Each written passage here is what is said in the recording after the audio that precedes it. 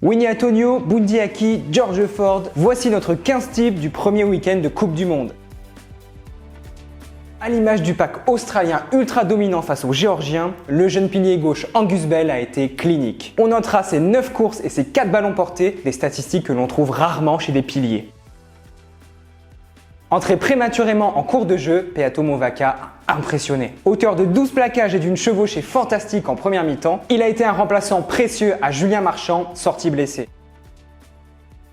Si les Bleus ont réussi à élever leur niveau de jeu en seconde période, c'est aussi grâce à leur paquet d'avant. Winnie Atonio a parfaitement réussi à prendre le dessus sur son vis-à-vis néo-zélandais, Ethan de Groot. Et avant de continuer ce 15 types, n'oublie pas de suivre Cop Rugby sur tous les réseaux.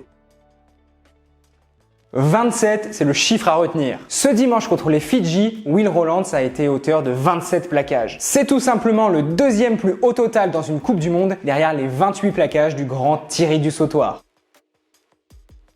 C'est peut-être le joueur le moins connu de ce 15, pourtant Amato Fakatava a réalisé une performance extraordinaire. Il est le symbole de la révolte nippone après que les Japonais aient encaissé le premier essai. Auteur de 2 essais à la 8e et à la 40e minute, le deuxième ligne a réussi ses 11 plaquages.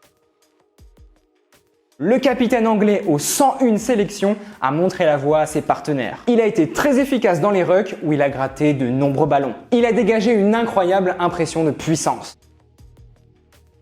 Le meilleur joueur du monde 2019 a libéré les siens en marquant le premier essai au retour des vestiaires dans un match très fermé. En seconde période, il a empêché toute offensive écossaise.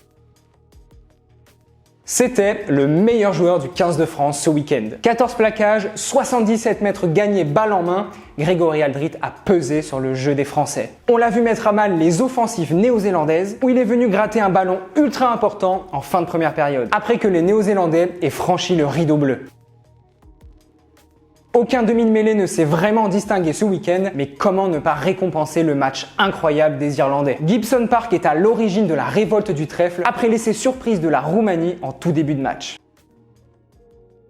C'est simple, il a marqué 100% des points de l'Angleterre. Dans un match très fermé face à l'Argentine, il a su tirer son épingle du jeu en marquant 3 drops coup sur coup, chose de plus en plus rare dans le rugby. Bon, ça fait un peu mal de le dire, mais Mark Telea a fait un très bon match face aux Bleus. Auteur des 2 essais néo-zélandais en tout début de chaque période, il a fait parler sa vitesse en parcourant 114 mètres balle en main et en éliminant 11 défenseurs. Sûrement le joueur de ce week-end. On le connaît comme l'un des meilleurs 3/4 centres du monde. À l'image de son équipe, Bundee Aki n'a pas déçu. 2 essais et 240 mètres gagnés, le centre du Connacht nous a régalé.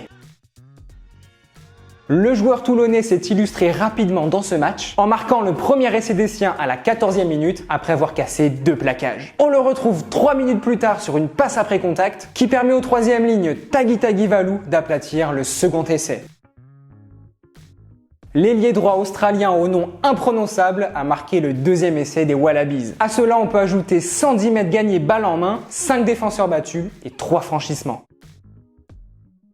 C'était la surprise de la feuille de match côté australien. Replacé à l'arrière par Eddie Jones, Ben Donaldson a ébloui le jeu des Wallabies. Auteur de 2 essais, 2 transformations et 3 pénalités, il est auteur de 25 des 35 points australiens. On est curieux de savoir quel est ton 15 type, donc n'hésite pas à nous le donner en commentaire. Et si cette vidéo t'a plu, n'oublie pas de t'abonner à Cop Rugby.